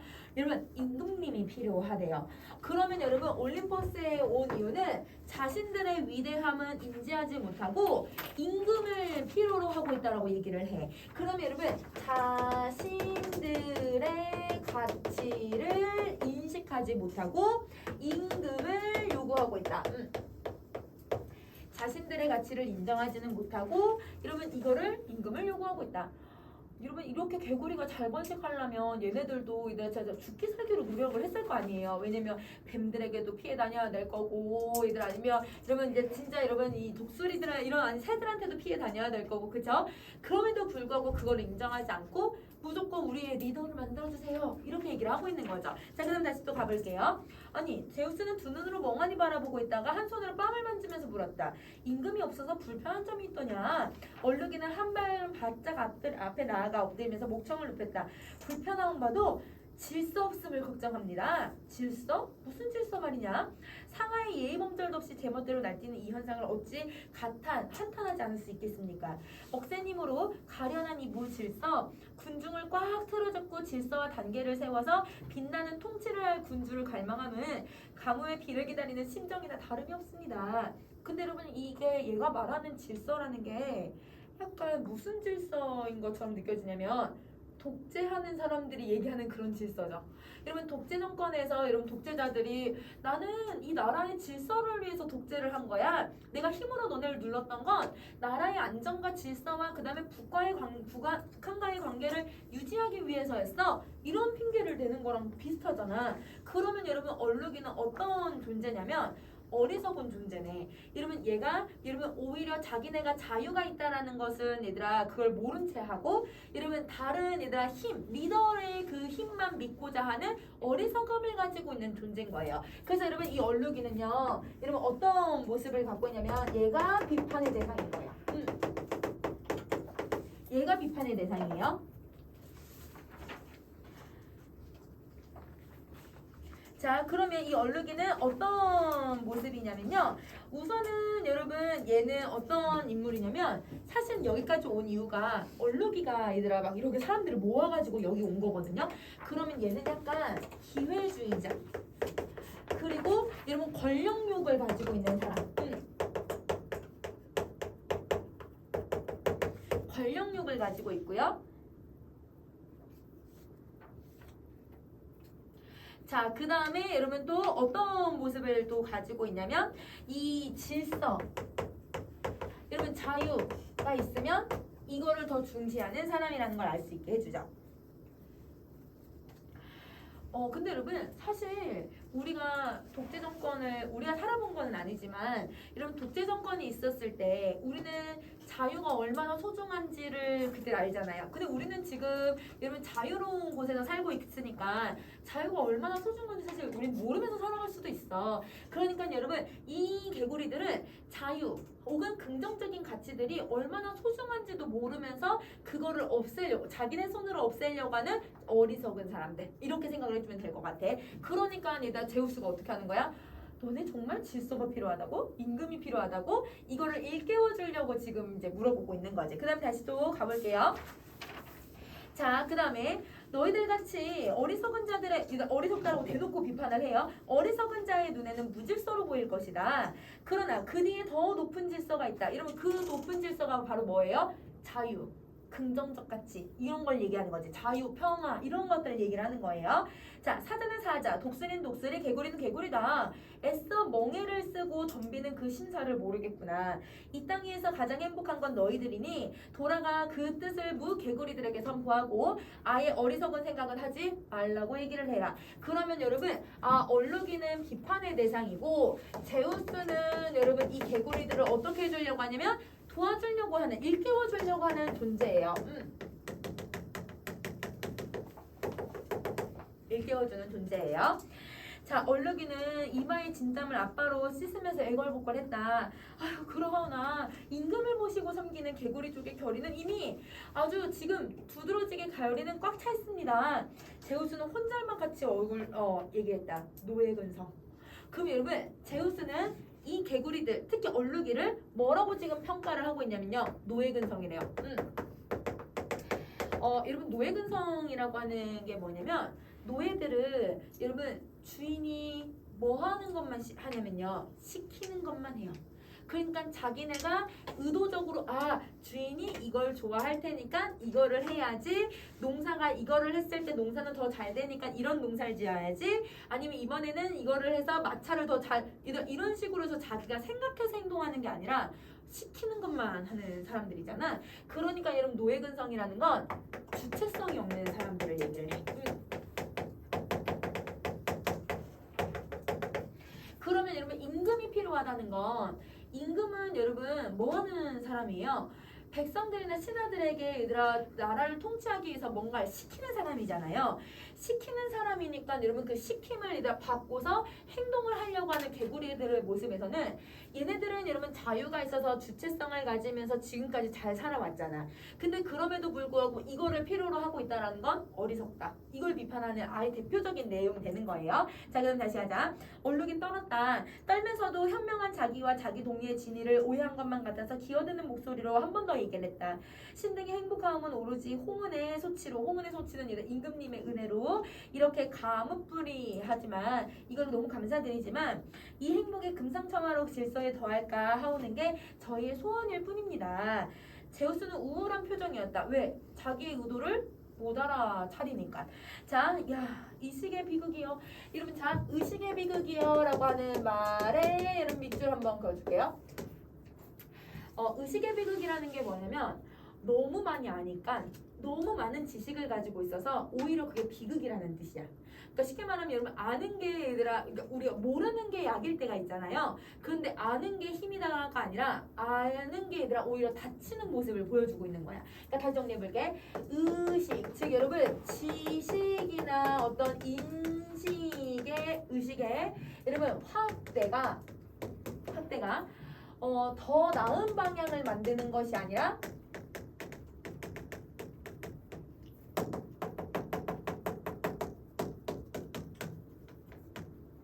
더 나은 방향이 아니라 오히려 자신들을 얘들아 더 안 좋게 만드는 거, 자신들을 더 부정적으로 만드는 이런 현상을 이 작가는 의식의 비극이라고 설명을 한다는 거예요. 선생님이 예시를 하나 들게요. 여러분 그 부탄이라고 하는 나라인가? 아니면 동네인가? 하여튼 어디서 들어본 거 같지 않니? 가장 여러분 그 행복 수치가 높은 나라. 가난한 거는 따져보면 여러분 진짜 전 세계에서 밑에서 얘들아 이렇게 밑에서 제일 가난한 나라임에도 불구하고 행복의 수치가 얘들아 상위권. 진짜 1, 2를 다치는 그런 도시래요. 거기 살고 있는 사람들은 너무 순수하죠. 근데 여러분 그게 20년, 30년 전까지만 그랬고요. 그들은 여러분 아무것도 몰라요. 너무 가난하니까 너무 아무것도 모르는 사람들이야. 근데 그 사람들에게 핸드폰이 보급이 되기 시작을 하고 핸드폰에서 여러분 어떤 공부를 하게 되고 그리고 또 이제 그 나라에서도 얘들아 나라를 좀 발전시키려고 공부를 시키고 지식들이 들어오기 시작을 하잖아요. 그러니까 행복 수치가 밑바닥으로 찍기 시작했대요. 왜냐면 사람들이 인스타나 이런 SNS만 보더라도 다른 나라 사람들이랑 비교하면 와 다른 나라 사람들은 왜 이렇게 잘 살아? 왜 우리는 못 살지? 비교를 하기 시작하고 얘들아 어떤 인식이 확대되기 시작을 하면서 오히려 어떻게 하는 거야? 행복해지지 않는 거야. 그러면 여러분 이게 그런 비극이라고 볼 수 있는 거지. 어떤 의식이나 지식이 발달하면 발달할수록 오히려 더 불행해지는 거. 아마 원시인들이 제일 행복하게 살 수도 있어. 왜냐면 걱정할 게 뭐밖에 없냐면 자기 밥 먹을 거, 그 다음에 얘들아 좀 무서운 동물들, 그 다음에 집 어디서 살지 이 정도만 아마 걱정하면 살아야 될걸? 근데 우리는 걱정할 게 지금 너무 많잖아요. 학업적으로도 여러분은 학업적으로도 할 수도 있고 아니면 집안 문제도 있을 수도 있고 아니면 여러분 내가 나중에 한 3, 4년 정도만 또 지나면 얘들아 또 내가 취업 걱정도 해야 될 거고 결혼 걱정도 할 거 앞날이 다 걱정 많잖아요. 많은 것을 알면 알수록 오히려 비극적이다. 이렇게 지금 설명을 하고 있는 거야. 그러면 다시 갈게. 너는 조직을 쉬지 못하고 조직하면 너는 반드시 이루어지나니 낸들 어찌하겠냐. 이 시계는 이미 불행의 시가 깃들었거든. 들어봐라. 너희들이 생각하고 소원하고 행동했거든. 그 이루어지는 건 나도 막을 소리는 없다. 이제 연못을 가서 기다려라. 너희들의 소원을 내가 들어주겠다. 그럼 임금님을 내려주겠다라고 얘기를 하는 거죠. 자, 얼룩이는 감격의 눈물을 흘리면서 국궁삼배를 하고 물러나와서 무개구리에게 성공을 알리니 땅에 엎드려서 절하던 그들의 눈에는 눈물도 감도는 사람들도 있었다. 개구리들은 돌아갔다. 자, 산을 넘고 강을 건너서 더듬어가는 길이 피곤했지만 머리에 그리는 개구리의 제국의 꿈은 그들에게 용기를 북돋아주었다. 돌아온 다음날 아침 조반을 마치고 바위 등에 둥글고 있더라니 멀리 올림포스 산 봉우리에서 무지개가 서더니 검은 것이 하늘 높이 솟자 이리로 향해서 쏜살같이 떨어졌다. 연못이 왈칵 뒤집어지듯이 물을 뿌리면서 검은 것이 풍덩 빠졌다가 잠시 뒤에 물에 떴다. 임금님을 내려준 것 같아요. 자, 그건 통나무였다. 그럼 여러분 제우스가 그럼 뭘 준 거예요? 통나무를 임금으로 준 거예요. 그러면 여러분 통나무를 임금으로 준 건 여러분 약간 어떤 의도일까요? 통나무가 아니라 지도를 해줄 수 있을까요? 아니겠죠. 그러면 여러분 이 지도를 할 수 없고 명령을 내릴 수 없는 통나무를 임금으로 줬기 때문에 개구리들끼리 뭘 할까요? 자기네가 말하는 게 임금님이 말하는 거라고 하면서 아마 정치 두고 싸움질이 일어날 거야. 이게 여러분 얘네 때문에 개구리의 여러분 저 위대함, 노력이 다 허투루한 것으로 돌아갈 수밖에 없는 거죠. 그래서 여러분 개구리의 노력과 위대함이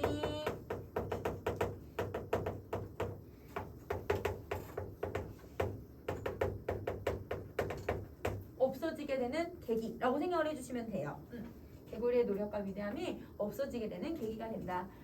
제우스가 보내준 자기들의 임금이라는 걸 의심하는 사람은 아무도 없었고 개구리들은 예전에 날짐승들이 독수리 앞에서 했던 걸 보고 얼룩이의 지휘로 통나무 앞에 무리에 정렬했다. 정렬이 끝나자 얼룩이는 재빨로 앞에 나가서 어전에 대령했다. 얘들아 권력에 얘들아 이렇게 완전 맹신하고 권력 앞에다 비굴하게 통나무 앞에다 비굴하게 얘들아 저라고 하는 게 무슨 상관이 있어. 그러니까 이걸 비판하고 있는 거. 그래서 여러분 여기까지 정리하셨으면 다음 내용 밟을게요. 여러분 우리 그 다음 페이지 가세요. 다음 페이지에 여러분 해제를 한번 갑시다. 해제. 자, 이거는 1955년 발표된 우화조설이고요. 문명을 창안하고 발전시키는 데 작용하는 인간의 의식이 세계 질서를 자의적으로 조작을 함으로써 여러분 세계 질서 어떻게 자의적으로 조작했어요? 임금님을 강제로 만들었잖아요. 그렇죠? 임금을 강제로 만듦으로써 인간의 불행을 초래하고 있음을 비판한다. 당연하겠지. 그래서 나중에는 여러분 결국 어떻게 되냐면 통나무로 인해서 너무 얘들아 지금 이렇게 문제점들이 너무 많이 생길 거 아니야. 왜냐면 말을 할 수 없는 존재가 왔으니까 여러분 권력을 다투고 싸우는 사람들이 생겨나고 그래서 여러분 너무 치고받고 싸우다가 큰일이 벌어지니까 다시 개구리들이 올림포스 산으로 가요. 거기 가서 또 임금 제우스에게 부탁을 하니 이번엔 제우스가 황새를 임금으로 보내줘. 근데 얘들 황새는 누굴 잡아먹어요? 뱀도 잡아먹어. 얘네들은 개구리 당연히 잡아먹겠지. 개구리들을 얘들아 이제 죽이기 시작을 해요. 잡아먹기 시작을 해요. 개구리들에게 비극이 되는 거잖아요. 개구리 또 올라가요. 근데 이제 제우스는 더 이상 왕을 내려줄 수 없다라고 얘기를 해요. 그러면 여러분 이게 바로 개구리들이 스스로 자기의 불행을 만들어낸 거네. 그럼 여러분 자기가 선택한 게 얘들아 자기의 얘들아 발을 자기를 묶어버리는 꼴이 돼버렸잖아. 이거를 여러분 한자성어로 뭐라고 해요? 자가당착이라고 해요. 자기가 스스로 이렇게 묶이게 된다. 이렇게 생각을 해주면 될 것 같아. 그래서 개구리를 의인화해서 인간의 과도한 욕망을 자기를 얘들아 얽매이게 만드는 그 욕망을 비판하고 있다. 이렇게 생각해 주시면 돼요. 자, 그럼 여러분 특징 정리 한번 해봅시다. 특징은 여러분 어떤 성격을 통해서 인간의 모습을 풍자하고 있냐면 우화적 성격을 가지고 있죠. 우화적 성격을 가지고 있어요. 자, 그러면 여러분 이렇게 정리를 해주시고 여러분 현대풀이고 봐주세요. 현대풀린다. 전체 줄거리고 읽어주시고 그리고 나서 여러분 우리 다음 페이지에 하나 있어. 대립양상까지만 정리하자. 자, 대립양상. 자, 여러분 얼룩이는 신적 질서의 복종을 하는 존재예요. 그러니까 제우스 앞에서는 비굴한 행동들을 하죠. 자, 그리고 질서의 변화를 바라요. 근데 이 질서가 긍정적인 질서예요, 부정적인 거예요? 부정적인 질서를 드러내고요. 개구리 사회의 번영이 제우스의 은총이라고 생각을 하죠. 그러니까 얘들아 개구리의 사회 번영에 근데 사실은 자기들의 노력이라는 것을 인지를 못하는 사람일 수도 있어. 어리석은 사람이야. 말빠르는 좋아도 어리석은 사람이야. 행복의 질서를 더하고자 이 통치자를 요구하는 존재죠. 그래서 얼룩이는 부정적인 비판의 대상. 자, 제우스 갈게요. 제우스는 절대적인 권위를 가지고 있는 신적 존재고요. 세계 질서를 관장해서 임금님을 내려줄 수 있는 존재예요. 그렇지만 개구리의 삶에 작용을 해야 하네요. 안 하는 애거든? 안 하는 애인데 얘들아 지금 개구리들은 질서를 달라고 요구를 하고 있는 거지. 그래서 개구리의 견해에 불만을 갖는 거예요. 자기는 신으로서 얘들아 인간 세상에 얘들아 저건 지금 관여를 하지 않는데 그래서 개구리들 스스로 노력을 한 건데 근데 여러분 이거를 다시 질서를 만들어 달라고 하니 그거를 안타까워하고 있다. 자, 개구리 통치자에 대한 요구를 노예근성이 아까 뭘 의미하는 거라고? 주체성이 없는 거. 여러분 능동성이 없는 거 이렇게 생각을 해주시면 돼요. 자, 그러면 여러분 여기까지 정리 다 하셨으면 그러면 우리 저번 시간에 여러분 그 화법이 필요해요. 그래서 여러분 화법 종이 한번 꺼내 보시고요. 두개 있었어요? 없죠? 우리는 그 종이만 볼게요. 종이 선생님 주실 거예요? 종이 그거 종이랑 펜만.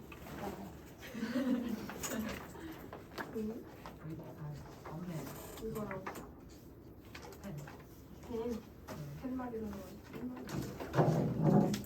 이래서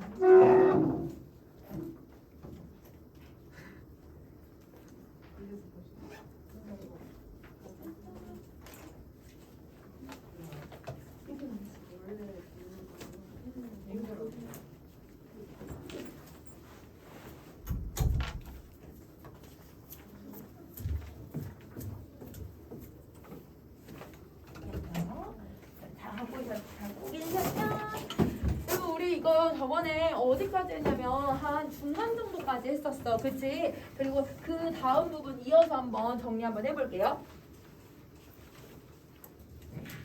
자, 이러면 선생님 어디까지 저번에 정원쌤이 어디까지 했냐면 다음 페이지에 여러분 아마 시작 단계, 조정 단계, 해결 단계까지 설명했던 것 같아. 그래서 여러분 거기 아래 여러분 다시 한번 선생님이랑 정리 한번 쭉 해볼게요.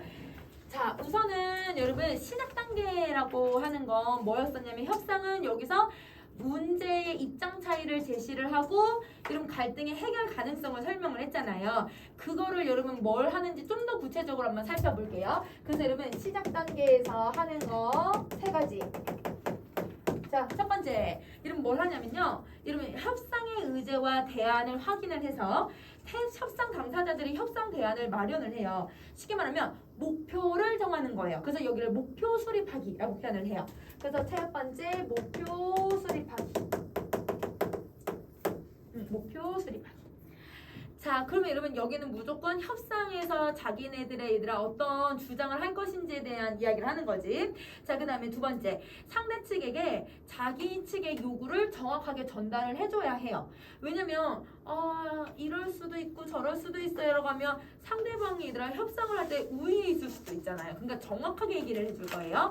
그래서 디귿, 상대 측의 요구가 무엇인지도 우리도 파악을 해야 돼요. 그래서 정확한 파악이 있어야 그래야 대안에 얘들아 어떤 지점을 마련할 수 있겠죠. 이게 여러분 시작 단계고요.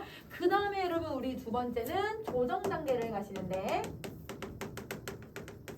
자, 여러분 조정 단계에서는 여러분 총 5가지를 정리 한번 해볼게요. 자, 기억할게요.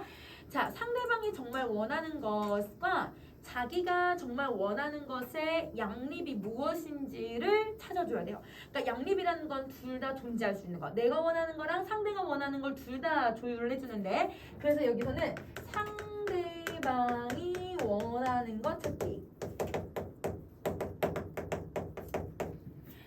상대방이 원하는 게 무엇인지를 정확하게 찾아주고요. 자, 그 다음에 니은 갈게요. 니은. 상대방의 표준을 파악해서 마음을 움직일 수 있게 표현을 해줘야 돼요.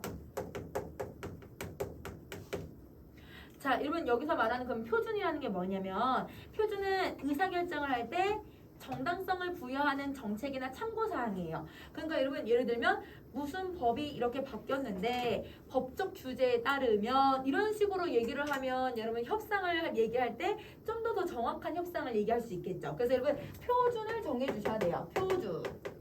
그래서 거기다 표준이라고 써주고, 자, 표준을 전달하는 방법은요, 상대방의 표준과 자기의 요구를 연결을 시켜서 상대방의 마음을 움직일 수 있게 해줘야 해요. 그래서 여러분 쉽게 말하면 나의 협상 기준도 중요한데 상대방도 협상을 하기 위해서는 상대방의 입장도 고려해서 움직일 수 있게끔 도와줄 수 있도록 이 말을 해야 된다. 이렇게 생각해 주시면 돼요. 자, 그 다음에 디귿이에요. 디귿은 여러분 먼저 제안된 내용을 기준으로 해서 상대방이 조정안을 내놓고 다시 여기에 대해서 타협할 수 있는 지점을 정해야 되기 때문에 먼저 제안을 해야 돼요. 그래서 여러분 항상 그런 거는 아니지만 먼저 제안을 하는 게 우위를 선점할 수가 있어요. 여러분 협상이 싸우는 건 아니지만 그렇다고 내가 다 양보할 필요는 없잖아.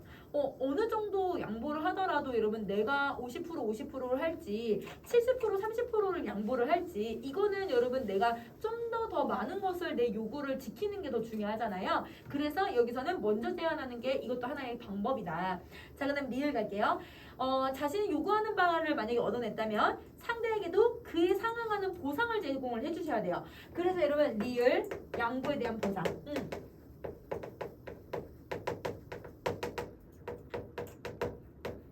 양보에 대한 보상을 해줘야만 한다. 양보에 대한 보상하기. 자, 그 다음 미음 갈게요. 최선책이 수용이 되면 좋죠. 근데 여러분 최선책이 수용이 안 될 가능성도 있으니 그러면 뭘 해야 되냐면 차선책을 준비해 주셔야 돼요. 그래서 여러분 미음이 차선책 준비하기.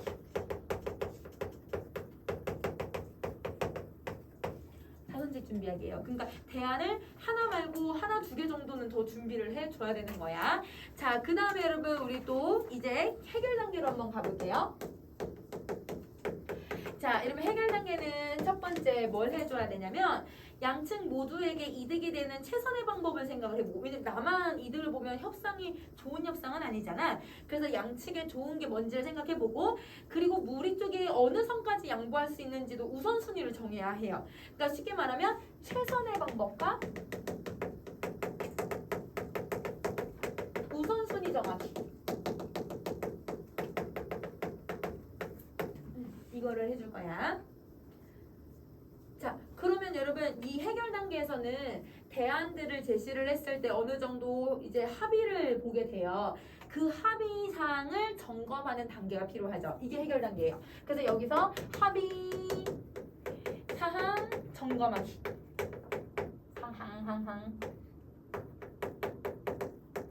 합의 사항 점검하기. 자, 그 다음 뒤 가자. 해결 방안의 이해를 따져서 해결 방안에 대한 이런 뭘 하냐면 해결 방안에 대한 수락을 할 건지, 근데 우리 아직 다 정하지 못했으니까 다음 협상 때 다시 한번 정해봅시다 라고 해서 유보를 하던지, 우리 더 이상 협상하지 맙시다. 이제 그냥 이제 종결해버리는 거야. 그러면 여러분 거부하던지. 그래서 여러분 이걸 가지고서 절충 내용들을 정리하는데요. 근데 여러분 우리는 수능 문제에서는 협상을 옳게 배우는 걸 봐야 되잖아요. 그래서 대부분 거부는 나오진 않고요. 여러분 수락과 유보까지만 나와요. 그래서 여러분 이런 대안을 제시했을 때 합의사항이 정해지면 그래 우리 이걸 정하자. 다음엔 이걸부터 하자. 근데 이거는 아직 다 못 정했으니까 다음에 정하자. 이것까지는 나오는데 협상 안 할래. 결렬. 이거는 나오지는 않아. 그래서 여러분 우선은 세 가지 중에 이 두 가지는 나온다라고 생각해 주시면 돼요. 자, 이거를 문제로 한번 풀어보자. 얘들아, 자, 선생님이 간단하게 퀴즈 넣어놨는데 여러분 이거 OX 한번 풀어보실래요?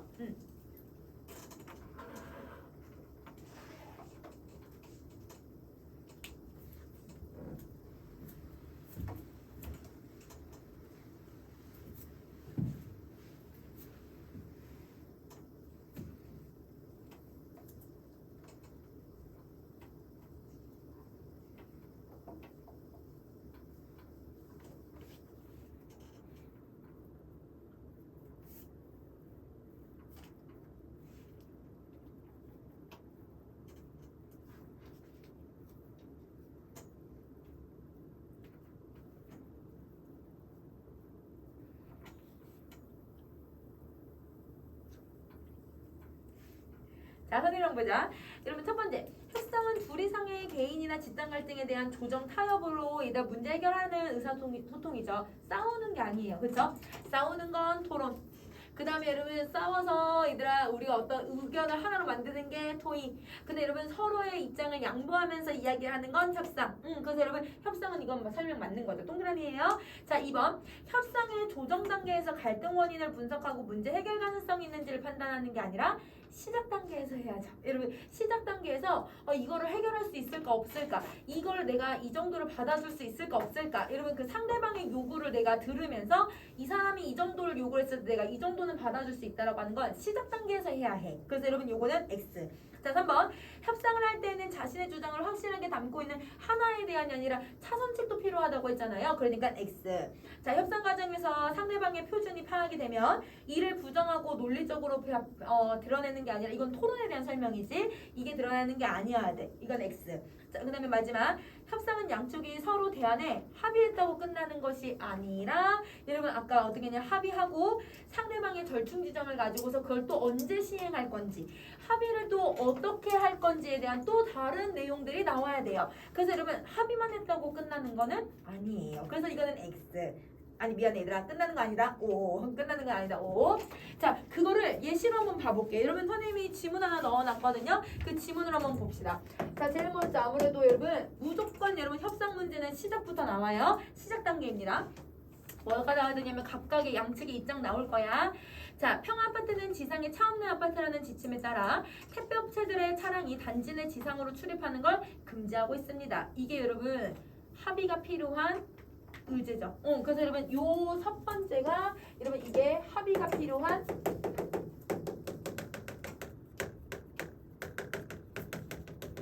의제에 해당한다. 그래서 여러분 택배 차량은 짐이 무거우니까 사실 얘들 그 앞까지 가지고 가야 되잖아요. 근데 여러분 이게 차 없는 여러분 그런 아파트라고 하면 그러면 여러분 사실은 여러분 택배 차량이 들어갔을 때 되게 손해가 좀 클 것 같아. 그치? 그거에 대해서 얘기를 해. 그래서 여러분 그 1번 여러분 택배 연합 대표 1번이 맨 마지막 줄에 얘기하고 있는 걸 한번 봐주세요. 이번 기회에 저희 택배업체들의 차량이 아파트 단지 내 지상으로 출입해줬으면 좋겠습니다. 출입을 허가해 주십시오. 이게 뭐예요? 이게 양측의 입장. 그래서 여러분 이게 택배연합의 입장이 되는 거죠. 자, 그 다음에 아파트 관리 사무소는 어떻게 얘기하는지 보자. 물론 택배 업체들과 기사님의 고충은 모르는 거 아닙니다. 하지만 택배 차량이 단지 내 지상으로 출입하면 보행자의 안전을 위협합니다. 특히 평소 단지 내에 청행하는 차량이 없어서 안심하고 놀던 아이들이 큰 위협을 받을 수 있고, 따라서 현행과 같이 택배 기사님들께서 아파트 단지 입구에 차량을 정차해서 물건을 하차한 후 순수레를 이용해서 물건을 배송해 주셨으면 좋겠습니다. 이게 뭐예요? 기존 입장을 유는 고수하려고 하는 거죠. 이게 여러분 이게 아파트 단지의 입장. 그러면 여러분 지금 시작 단계에서 뭘 하고 있냐면 양측의 입장을 정확하게 얘기를 했어요. 그러면 여러분 이 상대편에서는 아 이게 얘네들의 요구구나 라고 하는 걸 이해할 수 있을 것 같아요. 자 그럼 이제 두 번째 조정 단계. 자 첫 번째 3번 갈게요. 자 아파트 단지 여건과 안전사고의 위험 충분히 알고 있습니다. 그래서 저희도 택배기사님들께 아파트 단지 내에서 안전운전을 생활할수록 안전교육하고 있습니다. 그러니까 여러분 안전교육을 하고 있으니까 뭘 해줘라? 우리 요구 들어줘라. 이렇게 얘기를 하고 있는 거네. 아파트 입주자 안전교육을 한다고 해도 아파트 단지 내 지상으로 택배 차량이 출입했을 때 위험 요소가 완전히 해소되진 않는다. 따라서 저희 제안을 받아들이거나 아니면 외부 차량이 마찬가지로 택배 차량도 지하 주차장으로 출입할 수 있도록 높이가 낮은 화물차를 사용해 줬으면 좋겠다. 그래서 여러분 여기 높이가 낮은 화물차를 사용해 주래요. 이게 그럼 뭐가 되는 거냐면 이게 대안이에요. 그러면 여러분 이게 대안이에요. 대안 1. 그러면 아파트 입주자가 얘들아 뭘 먼저 했냐면 여러분 이 대안을 먼저 제시를 해버린 거야. 자 택배연합 높이가 낮은 화물을 마련하려면 기존 택배 차량을 개조하는데 너무 비용이 많이 듭니다. 저희도 지상에 차 없는 아파트가 많아지는 추세를 감안해서 높이가 낮은 화물차를 마련할 계획이지만 여러분 이 말은 뭐예요? 대안을 자기네가 검토를 해보는 거야. 이게 시행이 가능한지 안 가능한지. 그래서 이 부분이 여러분 대안을 검토하는 부분. 자, 검토를 해봤더니 어떻게 했는지 그 다음 부분을 한번 가보자. 자, 이게 좀 단계라 좀 시간이 걸립니다. 그런데 상황이 비슷한 행복 아파트의 경우 아파트 단지 입구에 무인 택배함을 설치해서 택배업체들이 이곳에 화물을 배송하고 주민들이 찾아가는 방식을 도입해서 좋은 반응을 얻었다고 합니다. 이건 어떻게 생각합니까? 그럼 여러분 이건 어떻게 생각합니까? 라고 하는 게 여러분 이게 대안이죠. 자 그럼 이 대안이는 여러분 최선책이 아니라 차선책이 되는 거야. 누구에게 차선책이냐면 여러분 이 택배업체들에게는 차선책이 되는 거죠. 자 아파트 입주자 글쎄요 택배함이 설치되면 아파트 단지 안으로 택배 차량이 출입하지 않아서 안전사고는 없겠네요. 자신들이 요구하는 내용이 충족이 되죠. 그러니까 이 충족이 되니까 이걸 대안 검토를 하고 있다라고 생각을 해주시면 돼요. 자 택배연합 무인 택배함이 설치되면 저희도 시간이 단축되고 아파트 단지 내 지상으로 택배 차량이 출입하지 않아 안전사고의 위험도 없으니 아파트 입주자들에게 좋은 방안일 것 같습니다. 그럼 여러분 택배연합 대표 2번이 뭐라고 얘기하냐면 우리 서로 윈윈할 수 있어. 서로의 이익을 강조하고 있어요. 서로의 이익을 강조해요. 자, 그 다음에 아파트 관리 사무소장. 물론 무인 택배함 설치가 입주민과 택배업체의 이익이 된다는 거 인정합니다. 하지만 택배함을 설치하는데 아파트 관리비가 지출되는 만큼 저희도 부담을 안게 됩니다. 그래서 말인데 무인 택배함의 설치가 아파트 입주민과 택배업체 모두에게 설치 비용 일부를 택배업체들이 지불해 주시면 안 될까요? 여러분 지금 뭐라고 하냐면 대안을 일단 서로 오케이를 했잖아요. 대안을 오케이 했지만 대안에 대한 자세한 내용들을 이제 합의를 봐야 돼요. 이게 합의 과정이에요. 우리 좀 돈이 좀 부족할 것 같은데 돈 너희들이 좀 보태주는 건 어때? 이런 식으로. 그러면 이게 합의 과정이에요. 자, 대안이 검토돼서 대안 오케이 했잖아, 얘들아. 서로가 둘 다 얘들아, 이 대안 괜찮은 것 같아, 라고는 얘기는 했고, 대안에 대한 이제 세세한 항목을 얘들아 이제 조절해가는 합의 과정을 거치고 있는 거예요. 자, 그럼 다시 합시다. 글쎄요, 무인 택배 설치가 좋은 방안이지만 아파트 소유물을 저희가 경비를 지불한다는 게 좀 그렇습니다. 택배함을 설치하기 위해선 설치 비용뿐만 아니라 설치 공간도 필요합니다. 현실적으로 공간 마련은 저희 아파트 입주민에서 전담하는 만큼 설치 비용도 택배 업체들에서 일부 부담하는 게 서로의 이익에 대한 정당한 배분이라고 생각을 합니다. 그러니까 어떻게 하냐면 이 합의 과정에서도 일단 지금 택배가 뭐 해요? 좀 꺼리고 있잖아요. 그러니까 이런 아파트 입주자들이 어떻게 해요? 그럼 공간은 우리가 낼 테니 우리도 공간하고 돈을 낼 테니 너희들이 돈을 조금 더 내주는 건 어때? 계속 합의를 거치고 있는 거야. 그래서 합의 과정이 10분까지라고 생각을 해주시면 돼요. 자, 그러면 이제 마지막 해결 단계. 자, 해결 단계. 그러면 아파트 입주민회 측에서 무인 택배함을 설치할 공간을 마련해 주신다는 전제하에 저희 택배업체들이 설치 비용의 일부를 지불하는 게 어떨까요? 저희들도 무인 택배함이 설치되면 업무 효율이 올라가니까 저희 이걸 제공하는 걸로 말입니다.